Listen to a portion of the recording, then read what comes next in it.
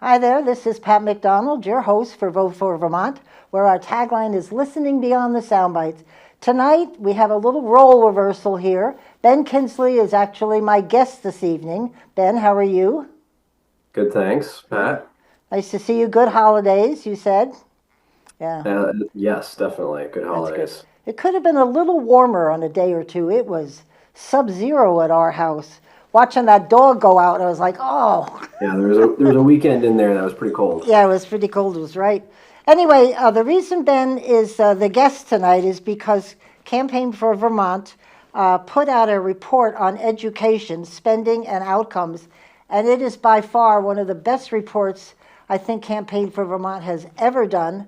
Um, Not only does it give a lot of data, and which Ben will go over, but it also gives recommendations, which are right on. I really love this because it's stuff we've talked about for the longest time, and we finally have a document that's got some facts to hold us up there that we're not talking crazy talk. And I think it's an excellent report.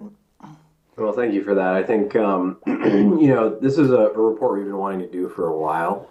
So this is kind of there's a report that is very similar to this one that Tom Pelham and I did back in 2014. Right. Tom Pelham is the former tax commissioner and former finance commissioner in the Dean and Douglas administrations.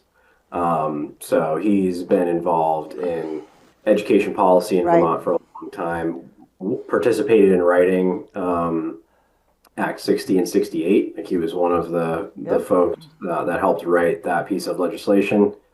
So he's been involved for a long time. And so we looked at this in 2014, the lead up to the Act 46 conversation, trying to determine is there actually a common thread between the size of a school district and how well that district performs on both a cost per student basis as well as an assessment basis. So we're talking about test scores. And what we found back then is that there was no statistical relationship between the size of the school district and the cost per student or the outcomes that that district produced. So we've been wanting to do for a while, go back and look at Right. that post Act 46, right? Act 46 consolidations wrapped up in 2018 and 2019. So we've been wanting to go back and look at that and see what it looks like. And one of the things we have noticed, because we do a lot of work in education policy, is that spending is actually accelerated since 2018 and 2019. So on both an overall spending as well as Right. a cost per student basis, we actually, if you look at it as a chart across the last 2 decades, you see an acceleration in that 2018, 2019 timeframe, which was pre-COVID, right? That's 2 years, 2 school years before COVID. So we knew that stuff was happening, so we wanted to go back and look at this. And what we've seen, to kind of level set since 2014, we've seen a $607 million increase in education spending across the state. That is a 42% increase in the last decade Whoa. spending. At the same time, our student population has shrunk. Our staffing and overhead costs have, staffing levels have basically remained the same. Um, and our overhead costs structure has not changed all that much, despite Act 46. So I think there's a lot of evidence to say Act 46 was unsuccessful in trying to bend the cost curve in education spending, and it's certainly not been effective at addressing the quality of education either, because we've actually gone downhill since Act 46 passed in terms of quality. We were ranked third in the country for fourth grade math, for example, in 2012. Today, we're in the mid 20s. We're in the middle of the Wow. pack. That's Um, quite a so fall. yeah, and we see that trend across all disciplines and grade levels to varying degrees. But the story largely is that we are losing ground in comparison to other states when it comes to our education performance. So Wonderful. that's concerning, especially in the same time frame where we're seeing stagnant student populations and skyrocketing spending. So that's I think really frustrating and also points to the issue that we're trying to address. So that's sort of the framework that we went into this report with, trying to write this report and looked at a lot of the same things that um, that the 2014 report looked at. We looked at the size of schools, the size of supervisory unions. Do those have any correlation on the outcomes that students are getting, or how cost effective those districts are? And then we threw in some other things, which Pat, I know we'll get into, that we were curious about, that we've seen some inklings of in the past few years, and wanted to know, is there any statistical relationship between some of these factors that may drive either outcomes or spending?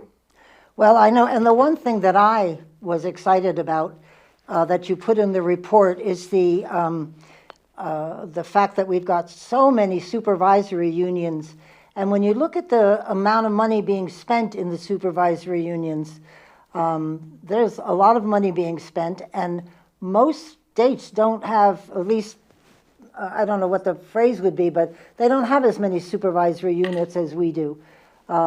It's ridiculous. And every time we bring it up, everybody backs off. But this report says that's where you're going to find the cost savings, right? Or one of them anyway.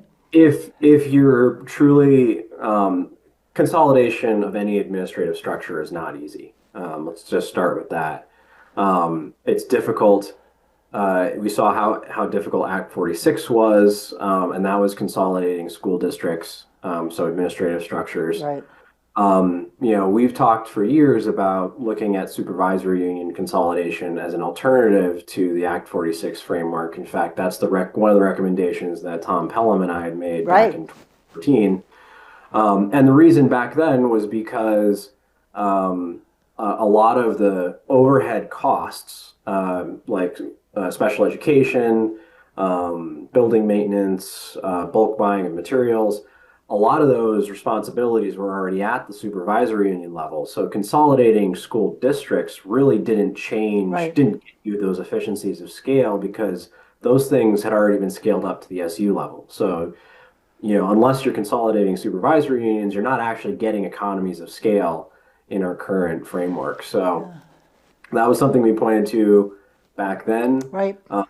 And what we found in this report this year is that there is still no relationship between the size of the school, and how well it performs on assessment data, and also how expensive it is on a cost per student basis. So there's no relationship.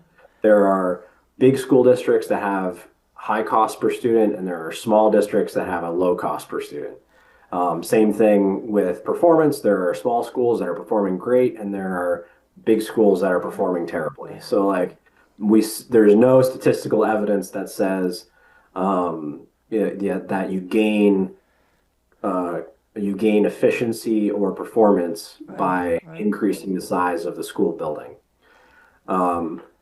However, when we go up to the SU level and look at the data there, what we found this time around is, while there was a weak relationship back in 2014, the relationship is much stronger now between the size of the SU, the size of the supervisory union. Larger supervisory unions have both better performance in their student assessment data, and they have a lower cost per student. And again, that sort of makes sense, because what I said before about scale and efficiency, a lot of those, economies of scale are at the SU level, not at the school or school district level. So that is really what we're seeing, from in the data today, is that relationship is stronger today than it was a decade ago, which furthers the argument for consolidating supervisory unions. We had put out a proposal back then that instead of having at that point 62 supervisory unions, which was the equivalent, by the way, of the city of Chicago having 400 based on the number of students. You can think about that. Right. So instead of having 62, our proposal at that point was let's consolidate them around our tech centers. Those are pretty well 14. dispersed around the state. There's 14 or 15 of them. Yep. And each supervisory unit has its own tech center. That was kind of our recommendation at the time. The bonus of that is, we reduce some of that administrative overhead, but we also have a really strong tie into post-secondary education, which we believe is very important for the long-term, long-term workforce development. So Okay. that was our recommendation back then. I think it's still a good recommendation today, and this latest report really shows that. That's great. Well, the report, for those of you who are watching, can be found in its entirety on campaignforvermont.org, and there's a lot of graphs and charts, and it goes on. It's got the bulk of the report, then the conclusion, and there's some great stuff in there which we will talk about. But you know what, Act 46, Ben, I think everybody was expecting it to result in cost savings. But when you looked at the bill itself, it really didn't talk about cost savings. It just said merge, it just said consolidate. And I think all of us thought differently, and we were surprised at the outcome, that it was just consolidate. And what for? Yeah, and we're sort of, as humans in the 21st century, we're sort of pre-programmed to think consolidate, bigger is better, right? Right. So we're sort of pre-programmed to think, oh, we get efficiencies, we get Right. economies of scale, we get all these things, and the real trouble back then, because there was a point in time where they were considering drawing a map and saying, here is what the new Right. school districts look like, and the legislature backed off of that partially because the it's very difficult to just look at a flat map and see, oh, well, these two schools are next to each other, they're only 6 miles apart. Well, you might look at that in say Stowe, right? Stowe High Right. School in Cambridge, and they're like, oh yeah, those schools are like 10 miles apart. Problem is they're 10 miles apart, With a- separated by a mountain. Exactly. The road is closed November through May. So Right. like in the middle of the school year, and it takes an hour to get around. So like there are situations like that where, yes, on a map you look at two schools and they're not too far away from each other, but the reality is, Right. consolidating those schools is really difficult. Yeah. So not Yeah. as straightforward as you would think it is. Yeah, no, for sure. Can't tell that from a map either, right? No, you really right. can't tell that from a map. Yeah.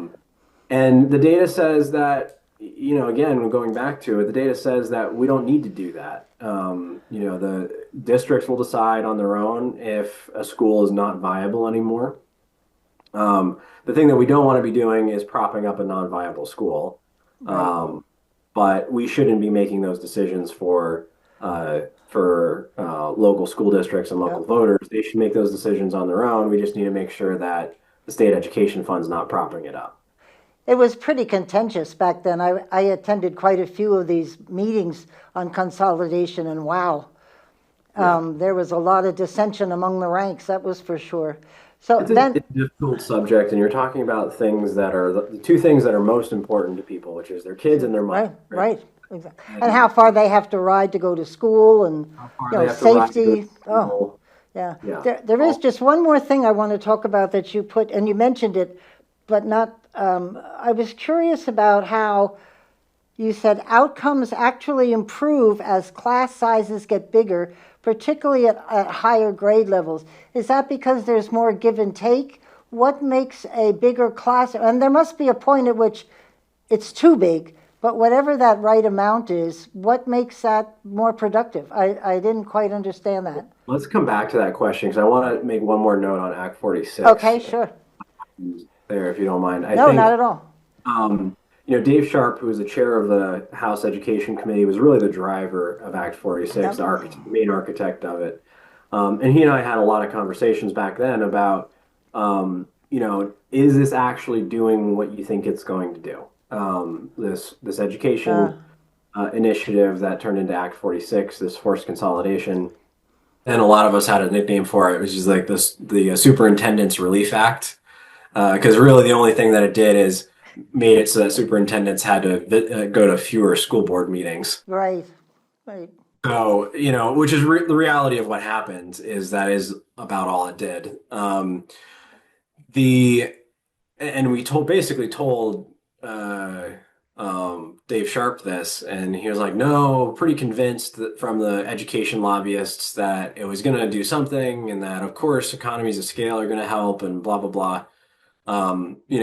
Fast forward, and he's one of the biggest critics of Act 46 today. good for him. You, he wrote an op-ed a couple years ago and said, "I was hoodwinked by the education lobbyists," and guess what? They're doing it again. Wow, We need to pay attention. This Commission on the Future of Education, it's the same cast of characters right, right, back in 2013 and 2014 that were writing Act 46. yeah, And, one of the things I've heard from legislators about the report or the non-report that they put out is that there's no actual recommendations in it. And part of the reason that there's no recommendations in it is because they put a bunch of people on the commission that are benefiting from the current system. right, Of course, they're not going to want to change it. They're not going to have any recommendations because the system works for them. They designed it that way. huh, that's sad. Yeah, it's unfortunate. And that's, again, one of the reasons why we put this report out now is because this is information that's critically needed. Not a lot has changed in the last decade. In fact, all the things we pointed out in 2014 have gotten worse since we pointed it out back then. And, there's a real lack of understanding in the state house about what the cost drivers actually are. And, the uh, all of those special interests in the state house that have a vested interest in maintaining the current system Mm-hmm. are all, pointing at different things to distract Hmm. legislators from what is actually going on. Excellent. I was following them for a while, but I sort of came to the same conclusion you did, so I figured it wasn't going anywhere. Because I certainly didn't hear any great new initiatives. It was sort of the same old, same old. So anyway, back to I just thought it was so interesting when you were talking about, in this case, bigger is better with the classroom sizes, because we've fought against that. We're I don't know, how do you say it? We've got the highest, the Student or lowest student student teacher, teacher yeah, ratio in the country, which means country. smallest class sizes. Right, And this is interesting in this moment in time because really for the last 30 years, it's all been smaller class sizes are right, right, small class sizes are good. But when you look out and go look at the body of research nationally on class sizes, there's a big Tennessee study that is well respected, probably the best longitudinal study on class sizes that's out there. And there's a handful of other studies as well, but they're all looking at moving class sizes from the mid 30s, so 30 right. students per teacher, down to like 15 to 18 per teacher. So that's the student teacher ratios that's the shift that a lot of Huh, those studies are looking at. There really are no studies that suggest going from 15 to 18 students down to 10, which is where Vermont is. right. It's about 10.8 students per teacher, which is the lowest in the country by a mile. The next closest state is New Jersey at 12.1. And then there's a whole bunch that are in the 12, 13 range. The national average is 15.9, Huh, which has come down over the last couple decades, but largely in response to that research. But there's really no research that suggests class sizes as small as Vermont's right. are actually beneficial. And what we're actually seeing in our data this time around, because we started asking these questions, is as you would expect, class size or student teacher ratio has a pretty significant impact on cost, right? Right. You think about 75%, three quarters roughly all education spending is salary and benefits. So when you start changing your student staff ratio, that has a big impact on spending, overall spending. So like it's a big cost factor. Um, but what we're actually seeing now is at best in Vermont, when you look at schools and supervisory unions that have a small student teacher ratio versus a larger student teacher ratio, we actually find that the schools with larger class sizes perform better. Hmm. And so we're like, well, maybe it's because, and that's sort of counterintuitive, right? Because we have this Right. narrative, smaller classes are better. But in Vermont, actually, the schools with larger class sizes Hmm. perform better in Vermont that are closer to the national average. So, like, in that 12 to 15 range, Right. those are the schools that are performing better. Um, and which is, surprising to us. Like, well, that was surprising that Yeah. is. Did they give you a reason why? I didn't remember reading. Is it the dynamics of the class that stimulates kids to participate, or what is it? Like a sort of there's a Goldilocks scenario, I think. There's still like not a ton of research that suggests why this is the case. We have Hmm. started to see national studies come out that suggest you can have class sizes that are too small. So there is sort of a Goldilocks size. Yeah. Um, we see like Massachusetts, who's at 12 and a half students per teacher, performs very well. Hmm. If you looked at them as a country, if you separated them from the rest of the U.S., they would Yeah. be one of the top performing school systems in the world. And Wow. they do it at a cost that's less than ours, with a higher at-risk population than ours. And it really causes you to start asking questions, right? Right. Sure. Are these class sizes actually beneficial to kids? Because the data suggests no. Um, so I think the other thing that we looked at, because we said, well, okay, so maybe class size is related to the size of the school. So maybe there is some sort of like, connection between class Hmm. sizes and how many students are in that school. Turns out, and this sort of makes sense because of the previous statement I made, but there's actually no relationship between how big the school is and their student Hmm. staff ratio. There's no That's relationship. So these are all local decisions being made by administrators in the school system about what they want their student staff ratio to be. And of course, those decisions are then, agreed upon by school boards and ultimately voters when budgets are presented. that's really fascinating. I thought I read that a couple of times over just to kind of understand why.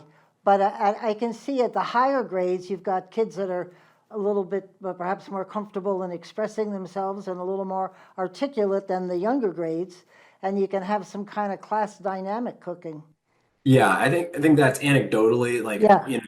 more research is necessary here to understand why. Yep. Yep. Um, but I could hazard a guess that is probably why. There's probably an ideal size where you get a class dynamic going. Yep. And again, this dynamic, there's still, even at lower grade levels, we go down to fourth grade, is about as low as we went in the study. Um, and we still saw it there, but it was a lot less pronounced than it was at like Yeah. eighth grade, for example. Eighth grade, it was very definitive. In fact, it was one of the biggest drivers Great. of performance and cost at the eighth grade level was student staffing ratios. Um, Great. and and it is more pronounced at that level, but we saw it across the whole range of grade levels that. Excellent. It's really cool. Well, I hope people will check it out. As I said before, I've campaignforvermont.org, and you can check out the whole report. We're now going to get into a lot more details of the report, but thanks, Ben, for that great summary. And it's out in the public, it's out in some of the media, and we're hoping to get coverage. Yeah, it was. I had a radio interview this morning about the report, and yeah, I think it's really interesting. And I think also to go back to why this topic is so important. We saw it a year ago, even before the legislative session. We did some polling at Campaign for Vermont to look at what issues were top of mind for Vermonters. Uh, And one of the things we found is education Education, was sure. high on the list.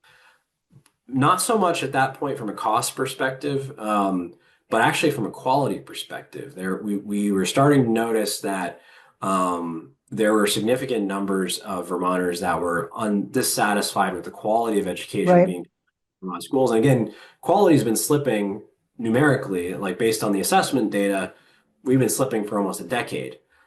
But we're finally starting to see that catch on in public perception. And one of the really telling things at that point in time was, and we did this polling in November of last year, so it was before the property tax increase came out. Right. Whoa. It was under a microscope and all that sort of stuff. So this was before that, and what we were seeing is that actually parent families with children in the household were more likely to have a negative opinion of the quality of education in Vermont schools than the general public was. Huh. And that is really interesting. That was really interesting to me because what that says is that those families with kids know something that the broader population doesn't necessarily know yet. It's a leading indicator, right? Um, and so you had this polling data that said, okay, people are starting to become suspicious of the quality of education, particularly families with kids are getting, almost two-thirds of them Right. were unhappy with the quality of education. And then you combine that with a massive increase in Property tax. property taxes, and it was a recipe for Right. disaster. The anger that's come out around this issue in the last Yep. year. I think it's a largely of those two factors colliding with each other of this unchecked level of spending combined with a Right. system that's not performing at the level that it should. Well, let's hope they take this seriously and do something this year, because I heard that education is supposed to be one of their top priorities in the new legislature. Let's hope that's real. Yeah, and what I will say too, I just wrote a op-ed, commentary on this last week. But it's really important to put the number that we do have now, because everyone was waiting for the December letter. It's the letter Right. that the tax commissioner writes to the legislature and says, here's the starting point for Yeah. property taxes next year, right? It's the stake in the ground.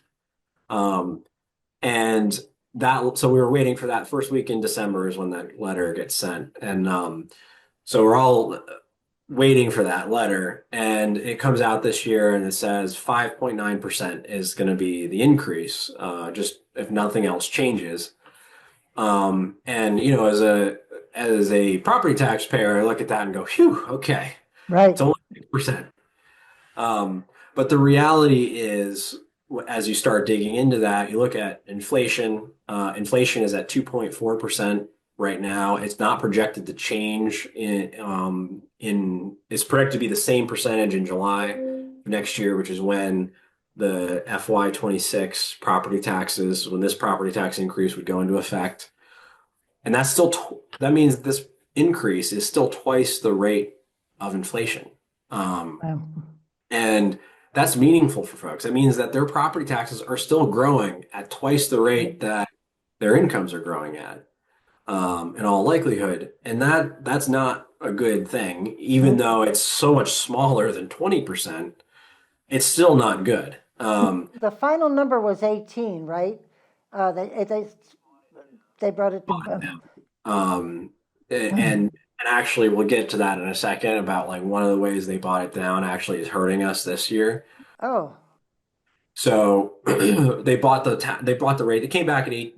Ultimately, after all the fanfare, school districts still increased their spending 18.5% last year. right. And it's all said and done. They still increased spending 18.5%, even after all those school budgets went down, right?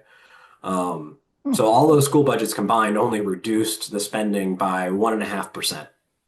Wow. Now, fast forward to this year. And by the way, last year, the total increase was about $185 million in spending. It was the total new spending last year by in the whole education system, about Hmm. 180. This year we have $115 million in new spending projected for FY26. That's what the Hmm. December letter from the tax commissioner predicted, is that there's going to be $115 million in new spending. And that's largely based on economic factors and the uh, teacher contracts and those types of things that are already in place that they're expecting school districts to have to deal with. So 115 million already this year in new spending, but we bought down we bought down property taxes last year with $60 million in new spending. Um, so that's not another 60 million we can add this year unless the legislature finds some other pot of money to take it from. So that means that we're going to effectively feel the increase of that 60 million On top of it all. on top of the 115. So effectively, in terms of what people actually end up paying on their bills, it's actually more like 165 or 185 million Right. in new spending, which is exactly the number we had last year. So Wonderful. um, the reality is, even though it's a 5.9% number, it's the same dollar Dollar increase, amount. dollar amount as last year. The only difference, there's two differences. One is that, and the reason why that 5.9% is so much smaller than last year's 20% with the same increase in terms of dollar value is because one, this year we're coming in with a $30 million surplus instead of a deficit. So there's $30 million in the education fund that's going to roll over and that's going to buy down property taxes Right. just because it's excess funds that didn't get spent this year. We didn't have that last year. So that's 30 million, which is why it's getting bought down a little bit. But the other factor is we have two new taxes that are going into the education fund this year um, that weren't there last year that the legislature added. So those are also buying down uh, the ultimately the tax rate that folks will be paying. And what are those taxes, Ben? So those are the new short-term rentals tax. Ah, right. Oh, sorry, we have three new taxes actually, technically. Wonderful. Rentals. So there's new short-term rental surcharge that's going into the education fund. There is a new cloud-based services tax. So that was a tax that they added last year, or really, if you want to term it this way, a tax exemption that they removed. So there was an exemption on um, software that Cloud was storage. service. So they removed that tax exemption, so it's now subject to the sales and use tax. That money is going into the education fund.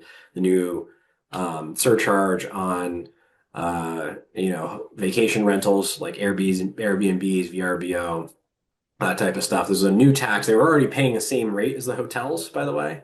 They were already subject to the rooms and Right. meals tax, the same one that the hotels are. This was a new surcharge specifically on vacation rentals that hotels don't have to pay. Oh, my. So that was added last year. That's going into the ed fund. And then the third thing that they added last year for new revenue is they increased the property transfer tax. And the property transfer tax, whenever you go to buy a new home, and there's and real estate changes. Actually, it's not just a home. It could be any piece of real estate, house or a vacant piece of land. You pay what's called this property transfer tax, which is basically a sales tax on property. They increased it last year. Hmm. So that's another cost that folks that are looking to buy a home in Vermont, or buy a piece of land or sell a business, that's Uh, another cost on those folks that are transacting in the state.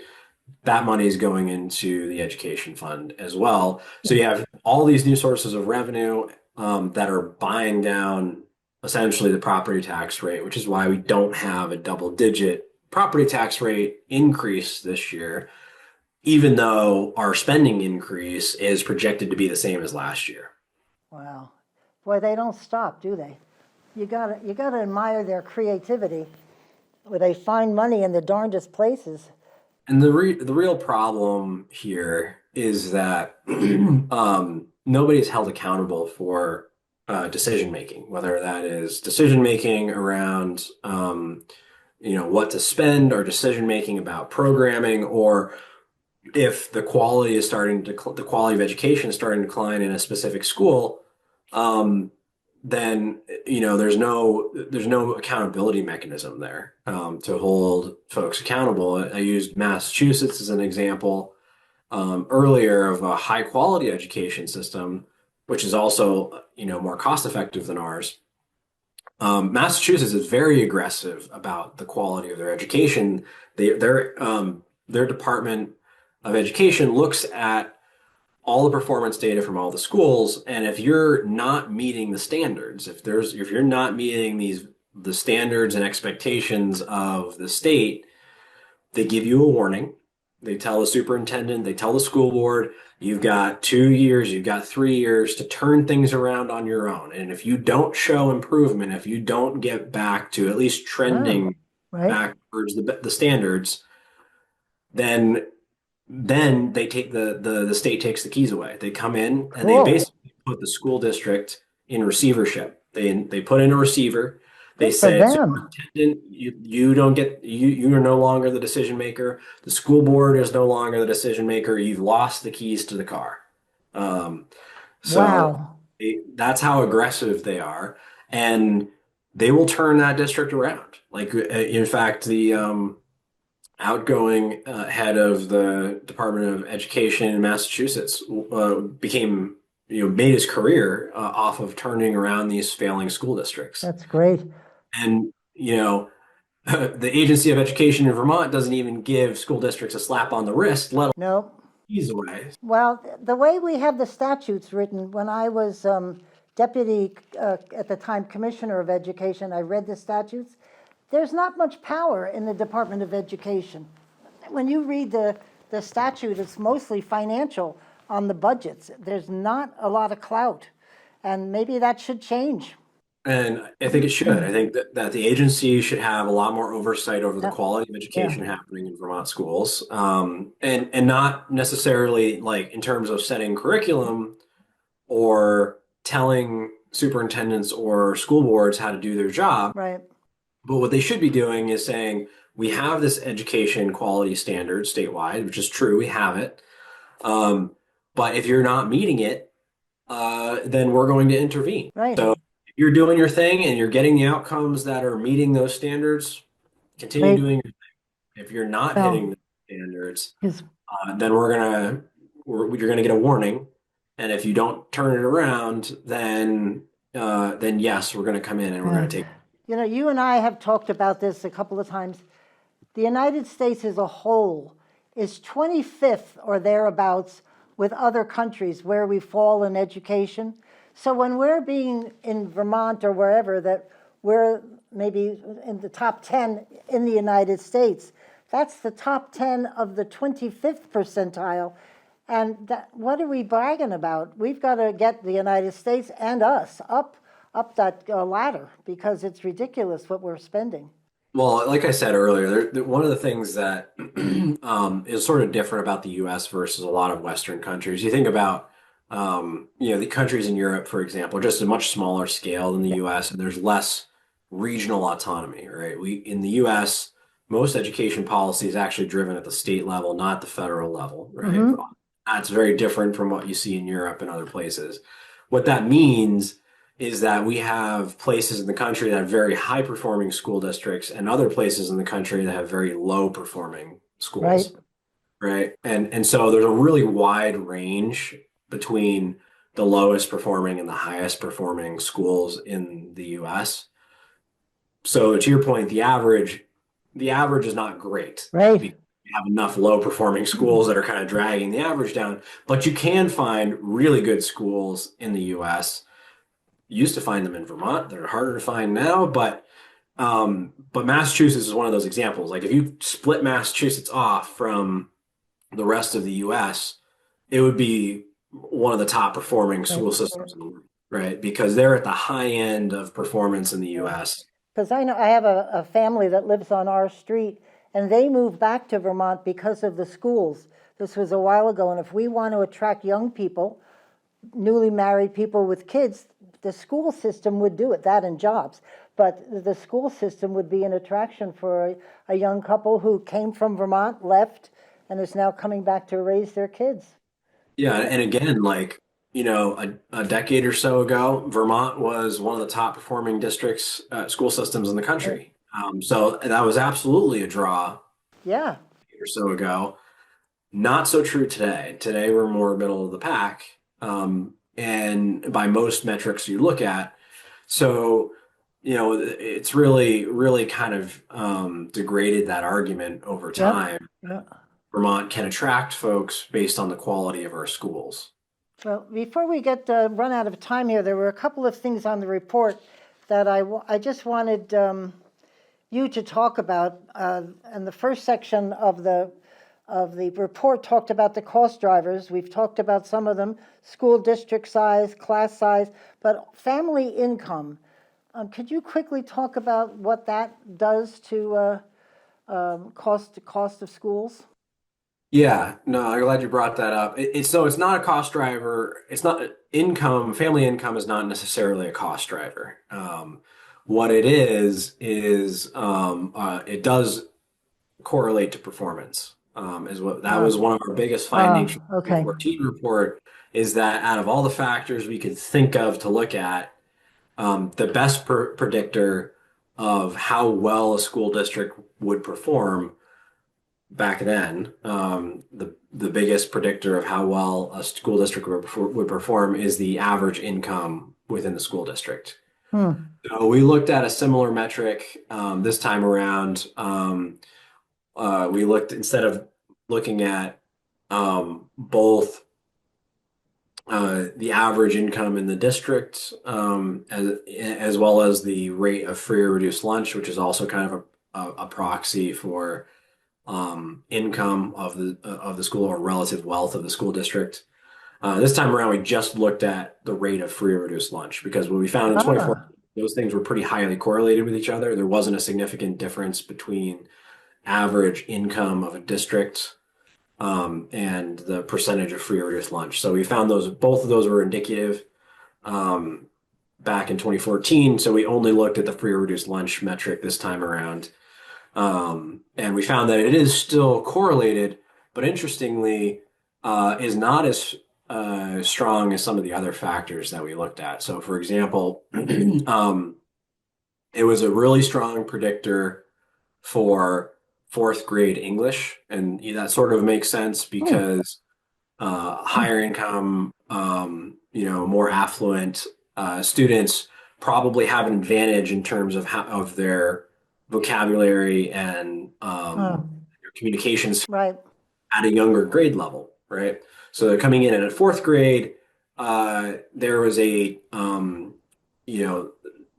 variation in income could explain almost 24% of the variation in Wow. fourth grade English.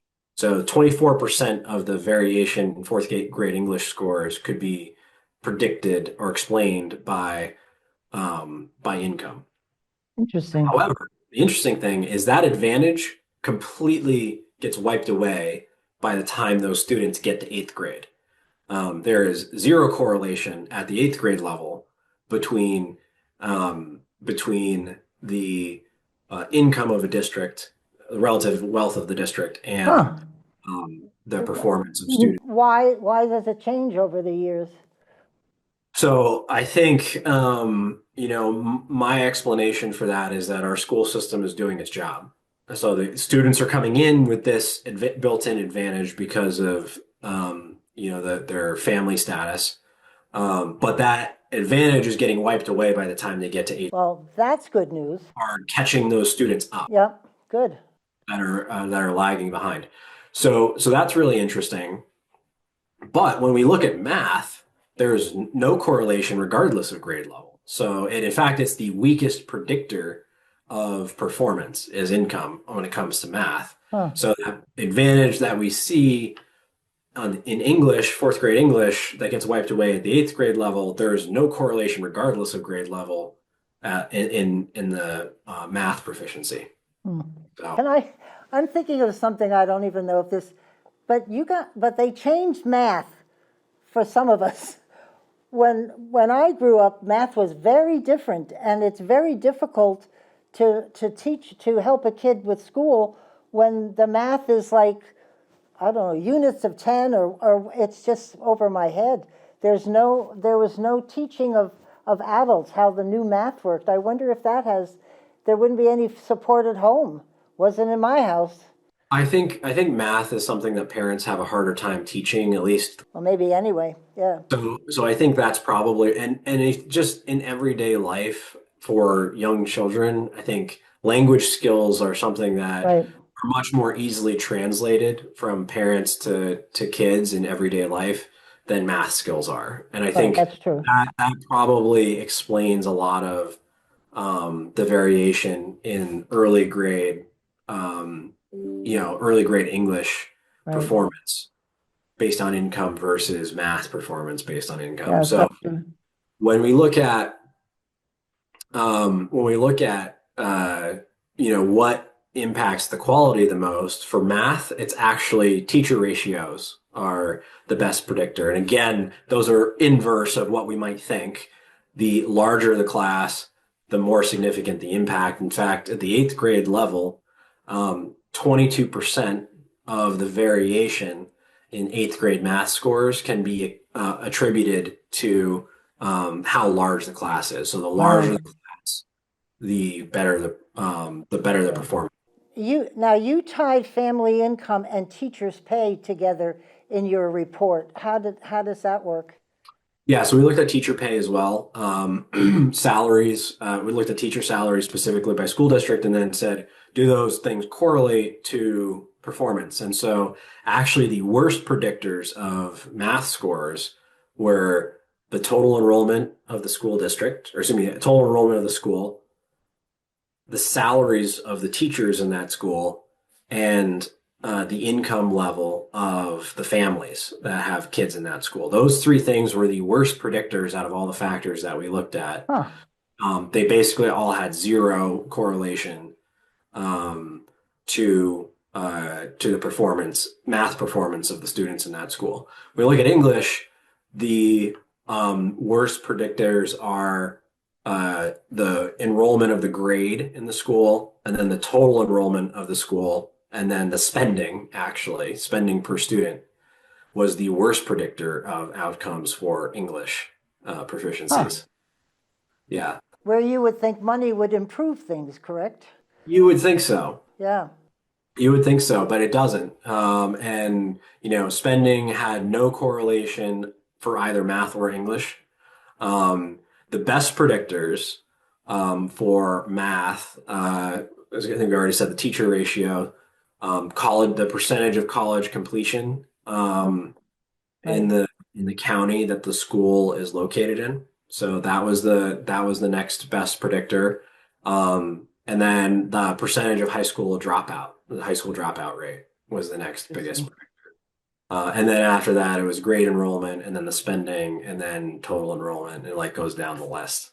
Um, for English, there's a little bit of a difference depending on which grade level you're. Math was pretty consistent across the board, but English varied based on between the fourth grade and the eighth grade level. We already talked about income was a good predictor of test scores at the fourth grade level for English. Not a good predictor at all at the eighth grade level. But at the eighth grade level, teacher ratios suddenly pop to number one at the eighth grade level. So if you think eighth grade for both math and English, teacher ratios are the biggest predictor of how well that district performs. And again, the Well, larger the really? class size is, the better the performance, which is again count. I really find that fascinating because that's not what we were told or thought for years. Interesting. Well, And then salaries are number two at the eighth grade level for English. yeah.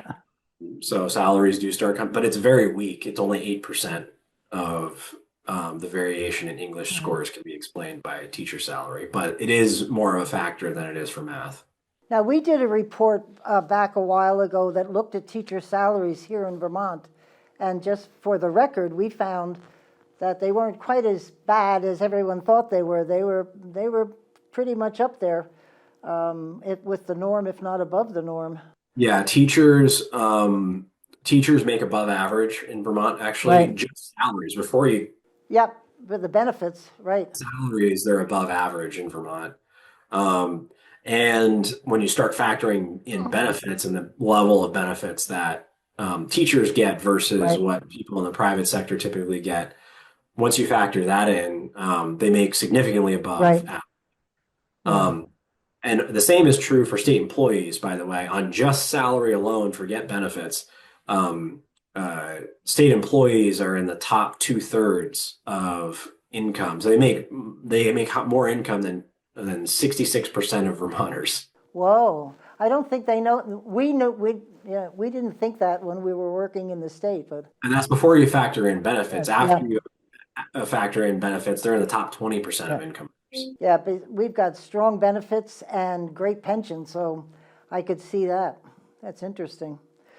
Anyway, Yeah, so, so I think that is important is that our salaries, now to be fair, the salaries are not evenly distributed around the state. Like you have South Burlington teachers, a lot of them make over, are making six figures, right, and then other places in the state that teachers are making nowhere near that. right, So that salary is not evenly distributed, and that's part of why we see um, spending levels also yeah, vary. But even at spend, we did sort of look at that too. Like, are teacher salaries themselves a big cost driver in the overall cost per no, student?